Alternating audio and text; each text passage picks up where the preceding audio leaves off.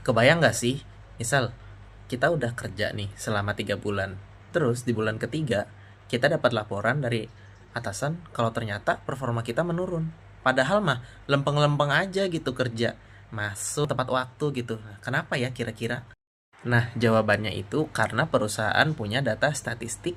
Jadi, perusahaan itu punya data statistik berupa data kehadiran kita, terus performa kita selama kita kerja, atau mungkin kita sebagai sales gitu ya. Kalau jadi sales tuh berarti kan perusahaan mau lihat nih, dia itu berhasil menggait berapa banyak pelanggan gitu kan. Nah, jadi perusahaan itu punya banyak data. Nah, gunanya buat apa? Buat menganalisis mana nih karyawan yang benar-benar kerja gitu kan, udah dibiayain pelatihan segala macem lah, ternyata nggak ada hasilnya gitu kan.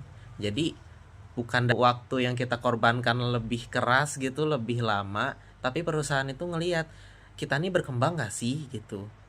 Wah, kalau kita ya lempeng-lempeng aja kerjanya, terus ya setelah pelatihan misal kita kerja ya kayak biasa aja, nggak ada yang molor-molor. Nah, perusahaan itu bukan melihat itu. Perusahaan itu mereka melihat bagaimana menaikkan perkembangan diri kita setelah kita diikutkan pelatihan tersebut, atau semisal kita itu seorang sales tadi ya, berapa banyak sih pelanggan yang bisa kita gaet gitu. Nah, yang dilihat itu. Jadi, ilmu statistik itu penting banget loh buat memantau kinerja karyawan dari perusahaan. Kita sebagai CEO misal, ya masa kita punya karyawan yang lempeng-lempeng aja gitu kerjaannya, ya itu-itu aja gitu. Pasti kita maunya bagaimana cara dia bisa mendapatkan perkembangan yang lebih pesat gitu dari karyawannya. Nah, gunanya apa? Bukan cuma buat memantau, tapi juga buat ngasih reward gitu atau promosi.